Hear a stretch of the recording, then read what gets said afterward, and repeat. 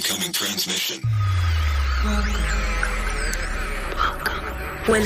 Welcome to True Spies. Week by week, mission by mission, you'll hear the true stories behind the world's greatest espionage operations. You'll meet the people who navigate this secret world. What do they know? What are their skills? And what would you do in their position? This is True Spies. She was portrayed as a sex pot and very promiscuous and that kind of thing. And that's standard when these people are caught and put in the press and they're portrayed as the new Mata Hari. I'm Vanessa Kirby, and this is True Spies. Sexpionage Part 2. Russian Doll.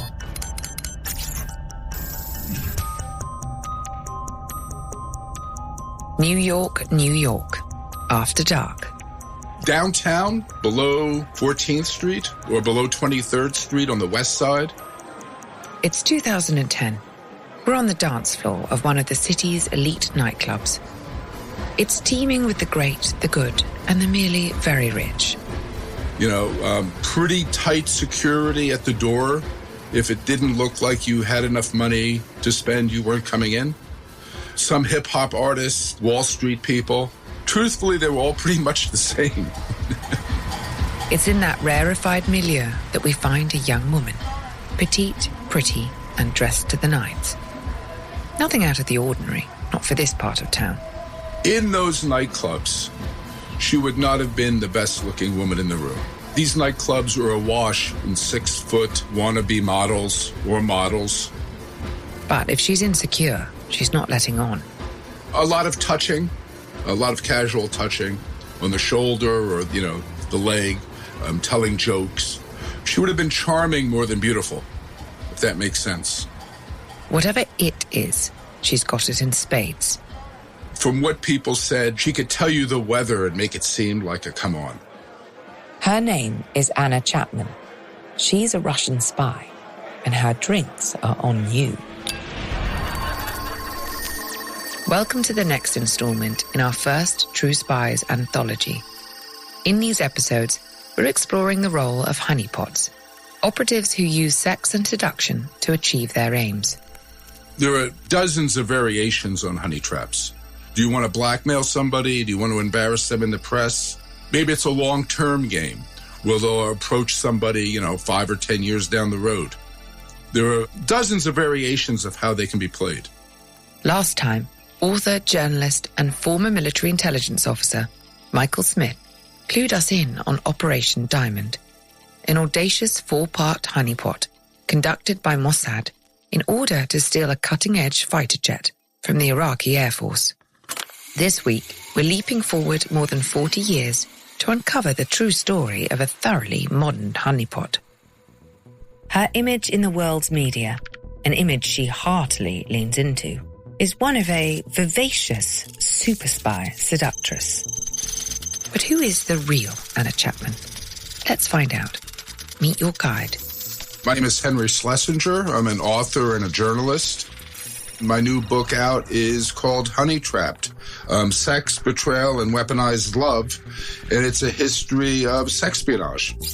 Henry Schlesinger has been writing about espionage for 20 years. I started off writing about technology, and that kind of segued into espionage. Espionage has a reputation for using cutting-edge technologies. But a honeypot operation is, at its heart, resolutely low-tech. Like all human intelligence techniques, it plays on a target's natural desire for intimacy, power, and respect. In the hands of somebody like Anna Chapman, those basic drives are powerful tools indeed. She was one of 10 Russian spies who were deported by the US government in 2010 in return for 4 American assets held by Moscow. She'd arrived in the United States less than a year earlier and had quickly acclimated to the Manhattan party scene. Her mission, such as it was, had been to make rich and powerful friends. She was getting close to lawyers and Wall Street people, finance guys. It's believed that Anna Chapman was spotting and assessing. identifying influential individuals who might be vulnerable to recruitment or blackmail by the Russian Federation. Long-time listeners to this podcast will recognize the terminology as the first two steps in the SADRAT system: spotting, assessing, developing, recruiting, agent handling, and termination. In this episode, you'll find out why she never made it to step 3. Her eventual arrest made her a household name in the US and Russia, and she parlayed her notoriety into a series of lucrative roles in fashion and media. To the best of our knowledge, she's one of only a handful of convicted Russian spies that you can follow on Instagram. Over 500,000 people have done just that. None of this should be too surprising. Born in 1982, she's an elder millennial. For Anna, the strictures of the communist USSR are a childhood memory, nothing more. She was part of the first generation of Russians who had access to Western culture. She would grow up listening to Western music and watching Western television. The 1950s Cold Warriors, Cold War spies from the Soviet Union, didn't have access to Western culture, or they had very limited access. So she was able to fit into these nightclubs and night scenes where they were playing house music or EDM or, hip-hop. The new Russia's relative cultural openness did not translate to a wholesale adoption of the Western outlook. Patriotism, drawing on the glories of the Soviet and pre-Soviet past, was still a part of Russian life. In Anna's case, the call of duty must have been especially strong. Chapman, it should probably go without saying, is not her given surname. She was born Anna Kushchenko, the daughter of Vasily Kushchenko, a senior KGB operative. It's a very particular kind of industry, and there's always been a nepotistic quality about it. It's not unusual to see Americans that are second generation in the CIA or, military intelligence. It's not unusual in England to see second generation spies. In 2001, Vasily Kushchenko was serving as the Russian ambassador to Zimbabwe. Anna visited him in the summer of that year, taking a short break from her studies at the People's Friendship University of Russia in Moscow. It's here observers have hypothesized that she was recruited as an operative for the SVR, Russia's Foreign Intelligence Service. Like so many aspects of Chapman's story, the whole truth may never be unearthed. But she was part of that new generation of Russian intelligence officers, young, with not a lot of training, in their background. It was on-the-job training. So it's kind of unclear when she joined. Regardless of whether or not Anna was a fully fledged operative at this point, Zimbabwe served as a launching point for her journey west. Fittingly, it begins in another nightclub, this time in Harare, Zimbabwe's capital. She was at a club. She meets a DJ. They hit it off. 28-year-old Englishman Marcus Reed was smitten with Anna. According to a salacious tell-all piece in a British tabloid, published at the time of her arrest, the couple shared their first kiss behind the ambassador's residence, entering through a side door, naturally. He flew back to London the next day, but the pair swapped numbers. A couple of weeks passed. Then, Reed received a message from Anna. She wanted to visit. A couple of days later, the 19-year-old Russian bowled through the arrivals gate at Heathrow Airport, brandishing a sizable bottle of whiskey. The party had arrived. The relationship lasted several weeks, and then she meets her future husband at a rave in the Docklands. The Docklands, for those unfamiliar with London's nightlife scene, are a former industrial area in the east of the city. It's here that Anna Kushchenko met the man who would provide her with love, devotion, and a legitimate Western identity. Alex Chapman was 21 years old, 2 years Anna's senior. A trainee psychologist, he worked at a recording studio to pay the bills. In much the same way as Marcus Reed, he was immediately taken with Anna when he met her at a warehouse rave. As far as he knew, she felt the same way. For Marcus Reed, the party was over. In a pattern that would be painfully familiar to her future partners, Anna had moved swiftly on. When Anna returned to Moscow, Alex Chapman followed her. They were married in the spring of 2002. Some observers, like journalist and former military intelligence officer Michael Smith, assert that the marriage was a way to de-Russianize the 20-year-old spy. It's essentially a laundering operation.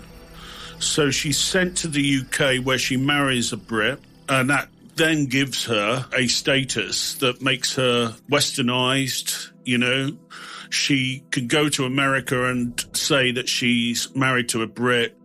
But we're getting ahead of ourselves. In those early days in Moscow, despite having no connections in Russia beyond his young wife, Alex Chapman soon found himself in remarkable demand as an English tutor.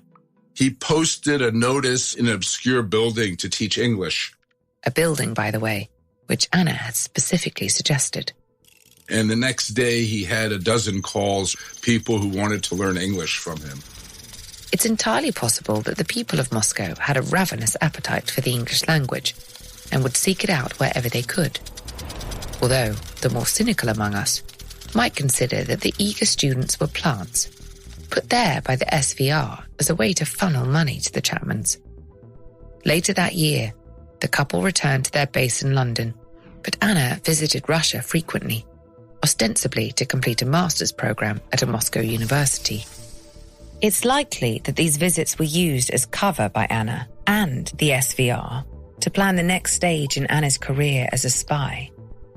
In a 2010 interview, Alex Chapman recalled that Anna began spending more time with Russian friends during their time in London, often excluding him from their gatherings. She grew increasingly distant, and in 2005, the marriage ended in divorce. She had her British passport and she had her British name, and she had some acclamation to British and American culture. My guess is that Chapman had served his purpose. That year, Anna Chapman, now a newly minted UK citizen, moved into a flat in Mayfair, a swanky area of West London. She supported herself with a succession of jobs which kept her close to the kind of people she would later target in New York. There's a startup charity. She works for a hedge fund investment firm. She works for a private jet company. She works for a bank. Jobs that put her in the financial world or among wealthy people and with access to the data of wealthy people. Due to the legendary opaqueness of the British intelligence community, we don't know if Anna Chapman was spying on UK soil. We do know that an investigation was launched at the time of her arrest, and that both Marcus Reed and Alex Chapman were questioned by MI5. We also know that rent in West London has never been cheap. Newly single, Anna Chapman needed a roommate. She found one in Lena Savitskaya, who worked at a hotel bar in nearby Knightsbridge, a popular destination for Britain's uber-wealthy, including a cluster of Russian oligarchs. The flatmate was already in the service industry at a high end. She was already in the top tier nightlife, and that propelled her into it. Anna and Lena lived together for 2 years. During that time, they became familiar faces on the West London club scene and attracted a number of well-off admirers. It looks as if she's going after businessmen, business people, but also keeping in touch with the Russian expat community. One such expat was Boris Berezovsky, who dated both women for a time. Berezovsky was a billionaire oligarch who had become a vocal critic of the Putin regime. His time in London was, in effect, an exile. He'd been charged with fraud in Russia and found guilty in absentia. The UK's refusal to extradite him was a source of some considerable diplomatic friction between the two countries. He was found dead at his Berkshire home in 2013 after an apparent suicide, although the coroner did not rule out foul play. It's worth mentioning that Berezovsky was an associate of another Russian émigré, Alexander Litvinenko, who many believe was assassinated by the Putin regime. By that time, Anna Chapman was very much out of the picture, but it's not unthinkable that the SVR had used her to keep tabs on Berezovsky in the years before her arrest. Another alleged target of Chapman's during her time in London was rather more high profile. She had a thing for one of the princes. I think Harry. Anna used her nightlife connections to befriend the manager of a club called Bougies, one of the favourite haunts of the young princes, Harry and William. It's unknown as to whether she managed to make meaningful contact with either royal, but her fellow partygoers observed that her presence at the club was, in a large part, geared towards becoming a part of their circle. And she was very smart about it. She just didn't show up at the door of a club to try to get in. She made friends with, party promoters and managers and things like that. Still, this was ambitious, to say the least. But this is how Russian spy agencies operate. The game they play is a numbers game, and they can play it for years at a time. It's part of a peculiarly Russian system of espionage called active measures. Active measures is working behind the scenes within your enemy's society to actually confuse, disrupt, cause problems. And that's why you need lots of agents on the ground. This is Michael Smith, a journalist and former military intelligence officer with first-hand knowledge of Russian tactics. That's why it's so helpful to have lots of agents on the ground. You've got someone who might not be doing anything on your behalf most of his time there, but on that particular day you need him to do something, he does it, and that triggers a plan. It is random, it's designed to disrupt. Ultimately, Anna was unable to make any headway with the princes. In 2007, she returned to Russia, where she started an online real estate company, Domdot.ru. If you're in the market for a multi-million-dollar townhouse in a ritzy European neighborhood, you can still visit it today. In January 2010, after a number of preparatory visits to the USA, Chapman made a permanent move to New York. She set herself up in an apartment in the city's financial district, founded a new real estate startup for the American market, and got ready to inveigle herself into a new scene, a party that could put her on the path to real money and real influence. I have a lot of friends that are still into the nightlife, They said, you have to see the scene at this club or that club, and they would take me to a nightclub, and there would be a Chinese business guy dropping $50,000. She was making contacts among some very wealthy guys. What Anna didn't know is that this would not prove to be a new beginning, only the beginning of the end. A city's clubs and bars are fertile ground for spies of all stripes. That goes double for honeytraps.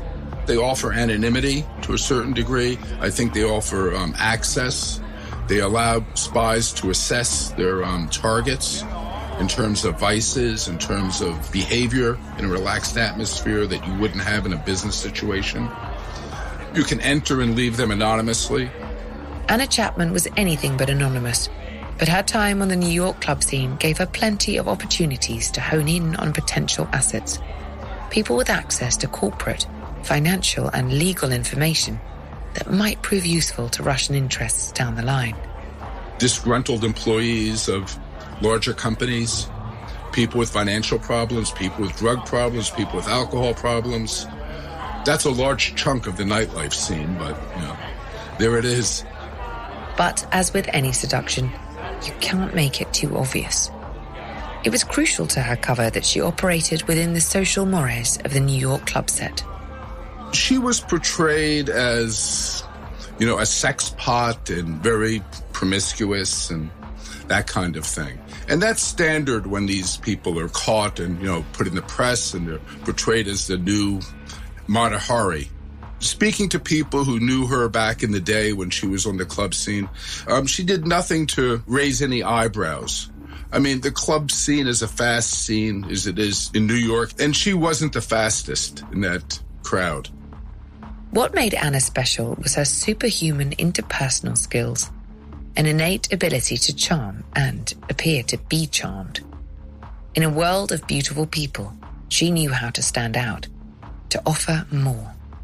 These very beautiful women in these nightclubs, okay? They don't get behind the ropes often. She would have been seen as an exotic business person.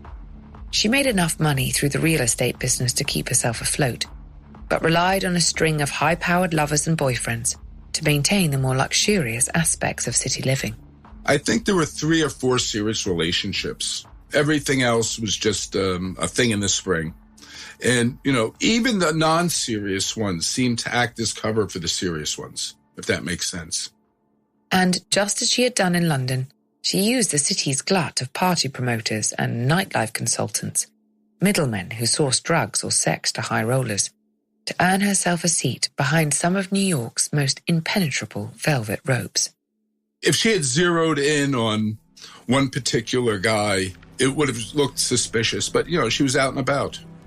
And she wasn't out and about in a way that, raised eyebrows.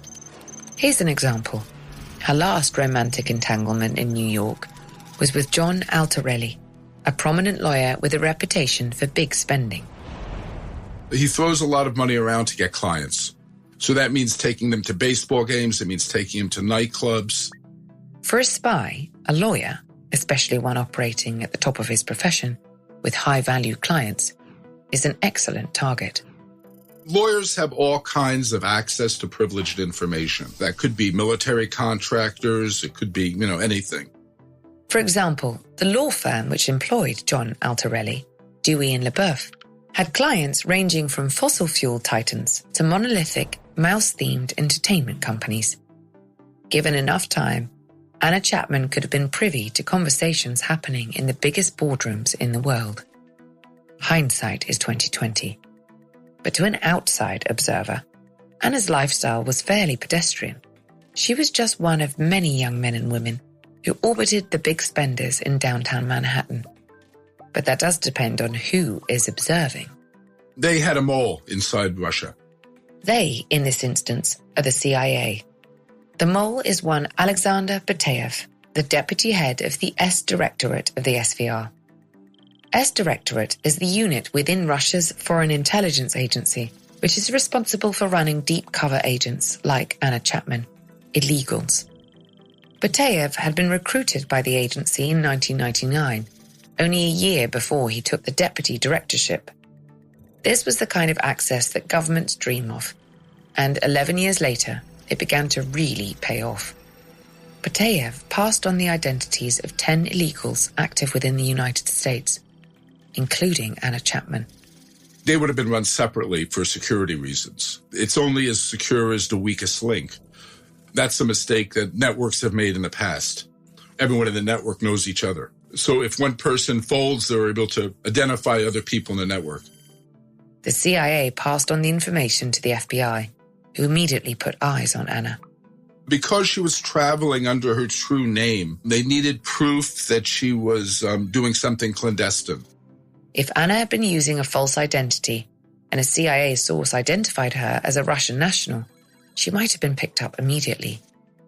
However, as things stood, she was a British passport holder, using her married name. In fact, there would be no reason to suspect that Anna Chapman was born in Russia until you heard her speak.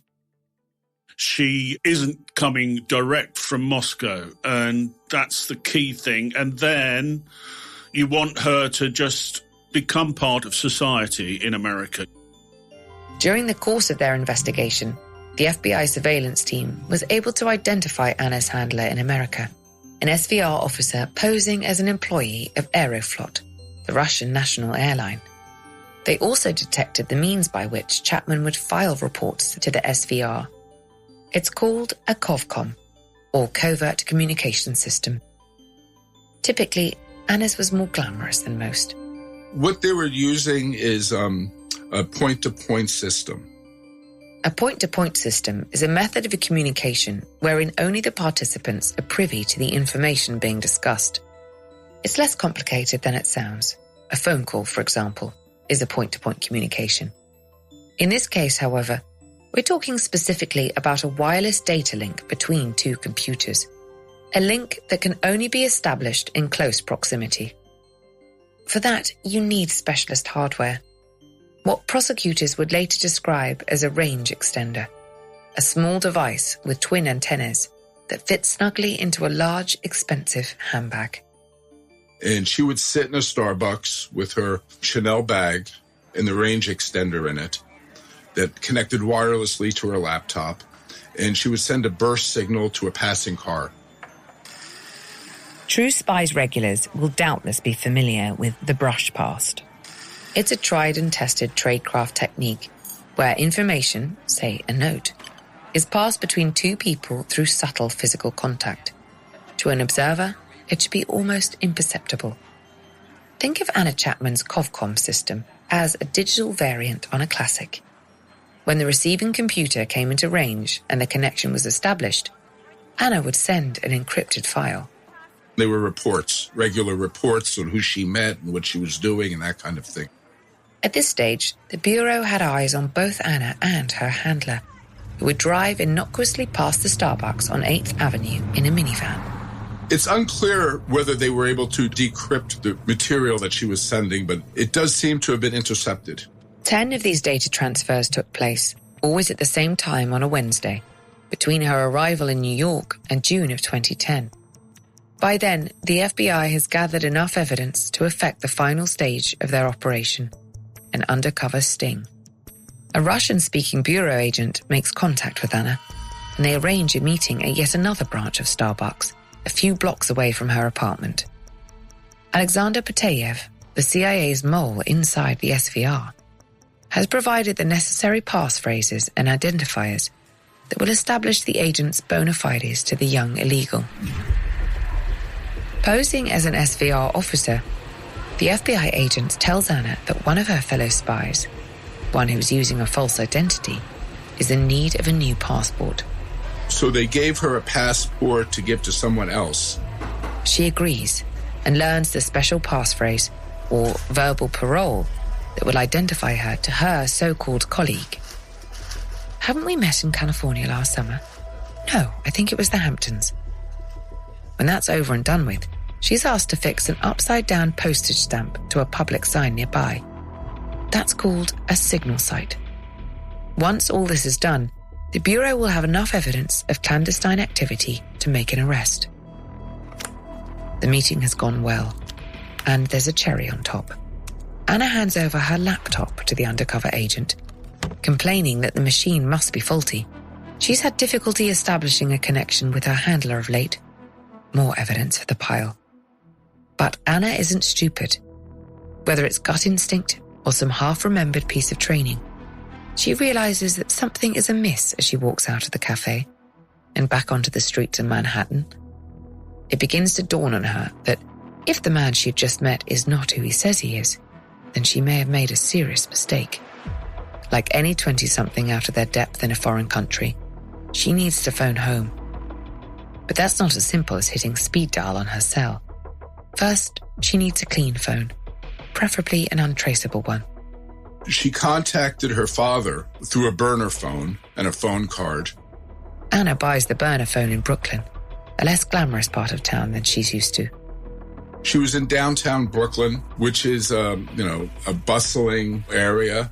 She probably had the idea that there were a lot of drug dealers and that kind of thing buying burner phones and from that store. She has to sign for the phone and gives a false name. At this point, she's panicking. The address she gives is not going to stand up under scrutiny. It was 99 Fake Street. And that seems to mirror an episode of The Simpsons where Bart gives an address, 123 Fake Street. As she leaves the store, she crumples her receipt and throws it in the trash. The FBI immediately snatched it up from the trash and was able to listen in on the calls. The FBI surveillance team is listening when Krishchenko picks up the phone. She told her dad what had happened, that she had been approached by somebody who claimed to have been in the same business as her and who used the password. Her dad got back to her and said, "This isn't good." I would assume that he checked something with his sources inside the SVR and then gave her the advice to try to brazen it out. Go to the police and say that, this guy gave me a passport to hand off. I think it might be an espionage thing. By going to the police and playing the Good Samaritan, Chapman and her father believe that she might be able to escape further scrutiny. She goes into the first precinct, which is downtown, and they say, okay, this might be an espionage deal. The police and the FBI are expecting her. And now that they have her laptop, there's enough evidence to finally bring her to justice. After 6 months of constant surveillance, the net is finally closing in. But law enforcement, like life, is full of frustrations.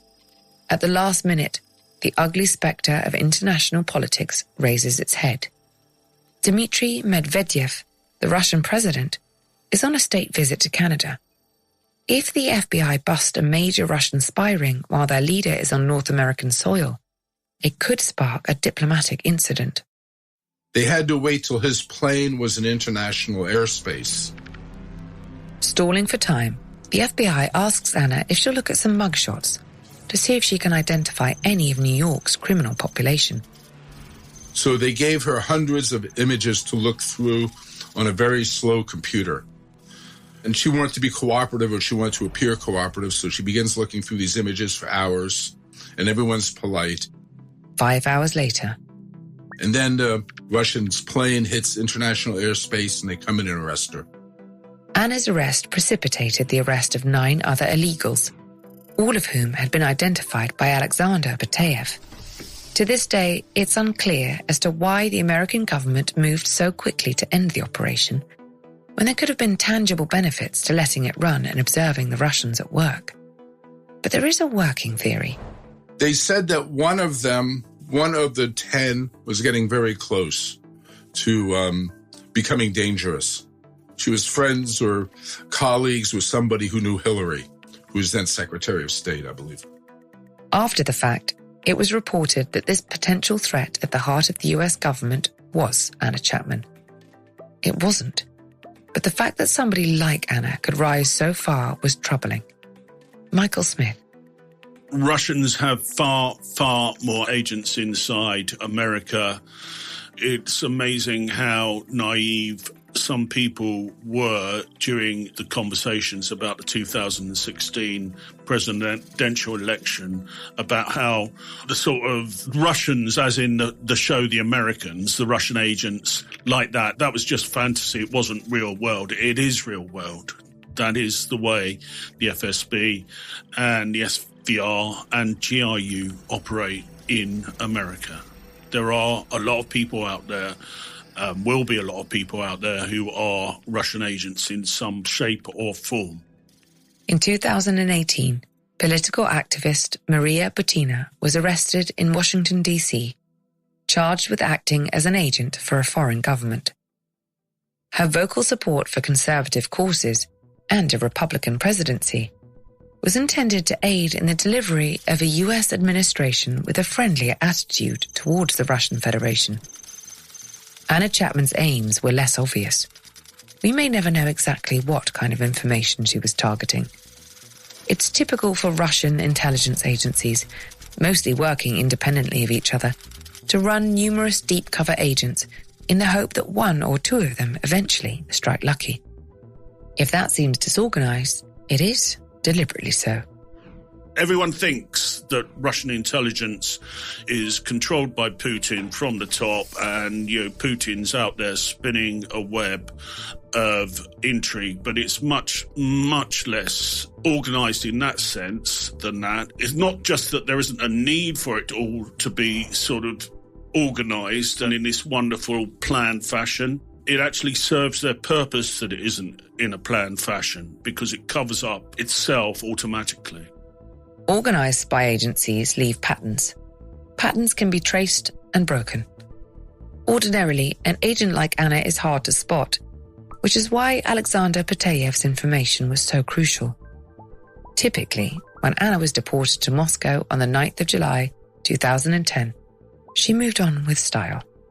She gets back to Russia. She keeps her Chapman name, and first they deny it.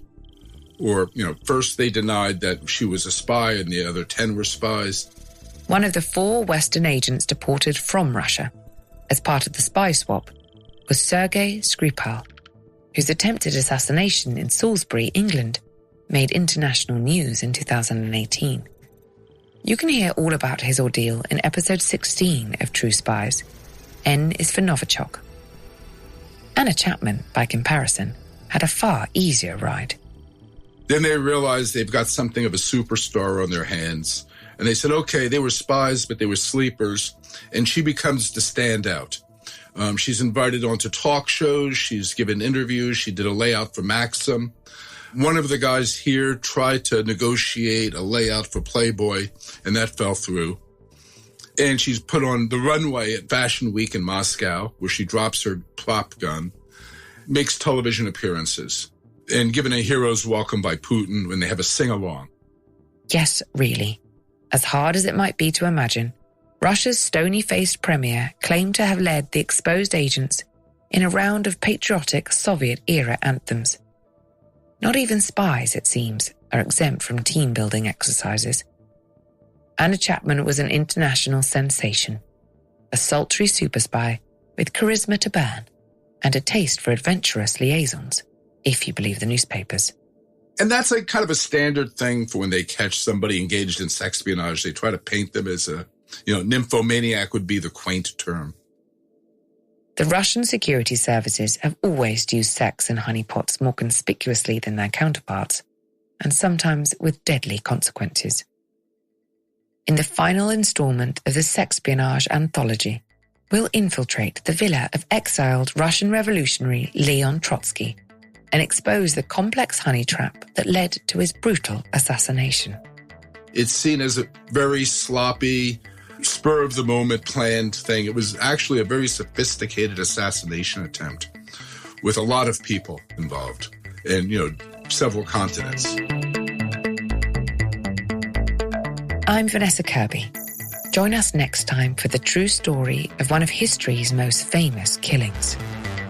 Or, if you're a subscriber to SPYSCAPE Plus on Apple Podcasts, there's no need to wait.